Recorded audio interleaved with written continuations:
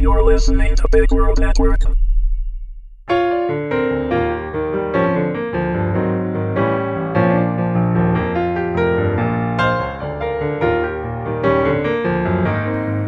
Amazing Grace, Episode 1. Written by James Hellvig, read by Meagan Hedin. Smoke rises from the burning cigarette in Tammy's hand. The half-empty bottle of whiskey hangs loosely in the other. Her bloodshot eyes lock onto the .45 caliber pistol lying in her lap. Unregistered tears run slowly down her face. Taking a large drink and dropping the spent butt into the bottle, she brings it to eye level, watching the extinguished smoke swirling inside the glass. On the wall in her line of sight are the awards. 15 years of military service. Her blue eyes lock onto the latest edition, the Distinguished Service Cross. Angry, Major Tammy Fuller flings a bottle at the wall, smashing it and knocking plaques to the floor. Unsteadily gaining her feet, pistol now clutched in her right hand, her left absent-mindedly rubs the scar tissue below her left breast. It's just the newest edition. The physical she stoically ignores. It's the pain inside that's tearing her apart. Sinking to her knees, the past replays in her mind. The mission was 3 years ago. Neutralize a high-priority target, a terrorist.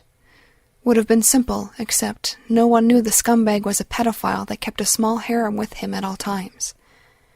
Her team entered from the rooftop while another rushed in from below. The building was wired not just with the standard high explosives, but rather with a tactical nuke, a weapon this group intended to use on an American city. The maniac in question intended to detonate the device and martyr himself, killing her team and the 500,000 inhabitants of the Pakistani city he was hiding in. Cornered, using a 6-year-old child as a shield, the terrorist had frantically backpedaled toward the detonator. There had been no choice. The crazed man was too close to the trigger. Wounding him might have allowed detonation. Tammy had to stop him. She could picture it all as if it were happening now. In slow motion, the first 2 shots tear through the tiny body, entering the man's chest. Her third shot enters the top of his head as his body crumples forward from the impact. The stacked team members expertly move in behind her, securing the room and the device before disabling and collecting it. Tammy hears the reports coming in and gives the curt, crisp orders needed. The eyes of the lifeless child seem to follow her. In the after-action review, her quick decision was praised and credited for the success of the mission, both by her superiors and her peers. The child still haunts her dreams. 1,000 times she's replayed it. The math was correct. 1 life for many.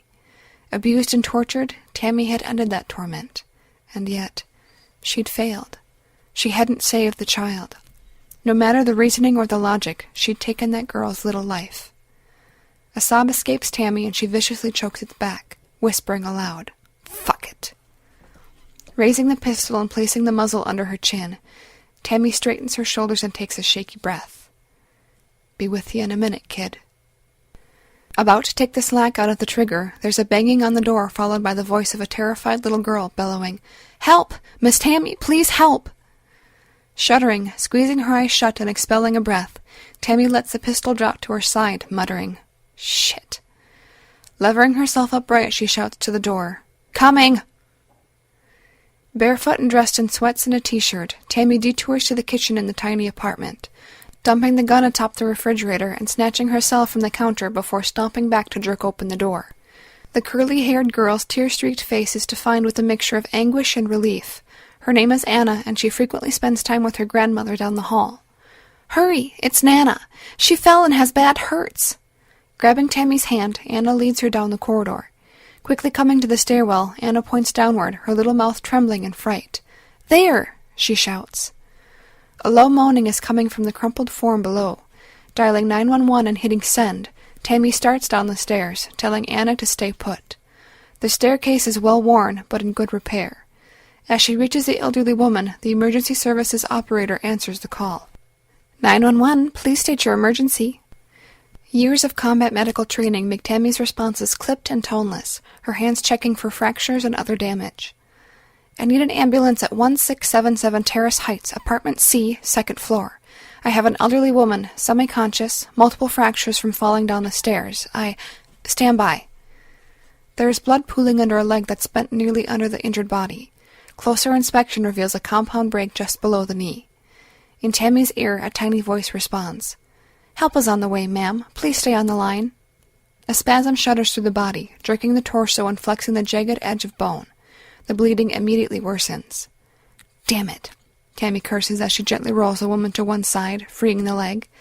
"Tell your people to step on it. I've got a compound with arterial bleeding here. Gonna be busy. I'm putting the phone down." Dropping the phone, Tammy hears Anna sob from the upper landing. Sweat beads on her forehead, the lightheaded buzz of the alcohol quickly fading.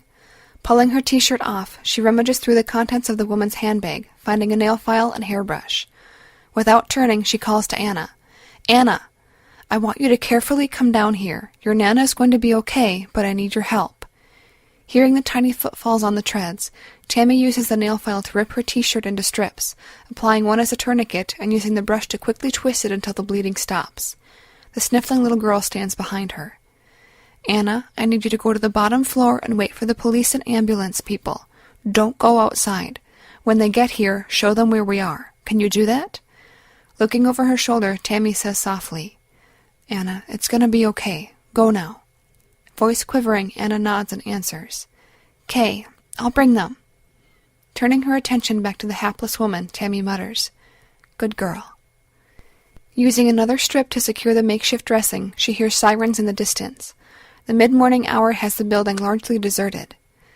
Never a crowd when you need one. They should have been for me. Shaking the bleak thought away, Tammy checks the vital signs. Pulse steady and respiration okay. The woman grimaces, her eyes blinking slowly and looking about unfocused. Concussion. What the hell is her name again? Aloud, Tammy tells her, "Try not to move. Help is on the way." A groan and the hazel eyes lock on hers. "Anna?"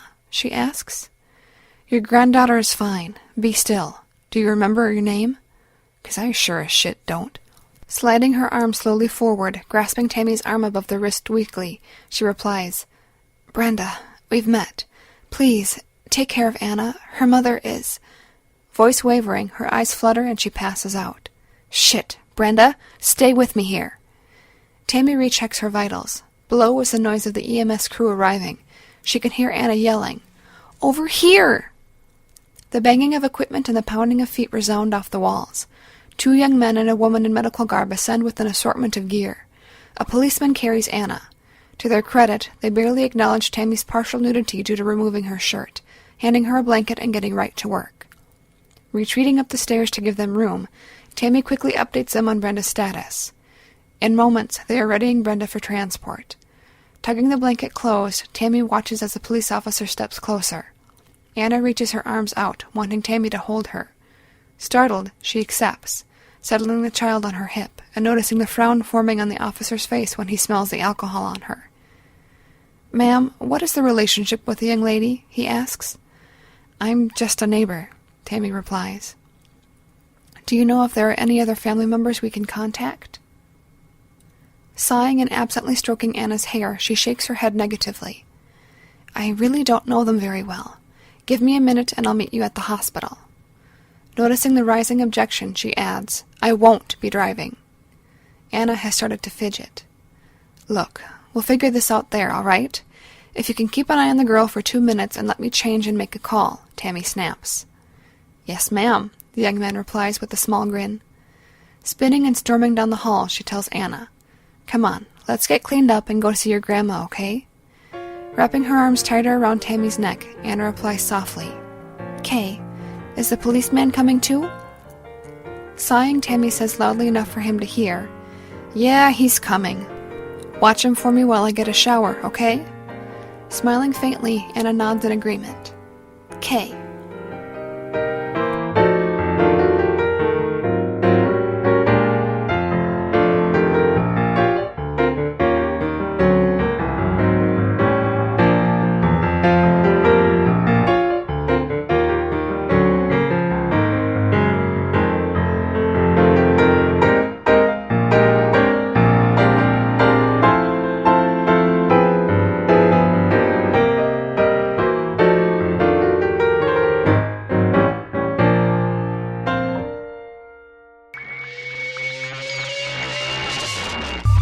You're listening to Big World Network.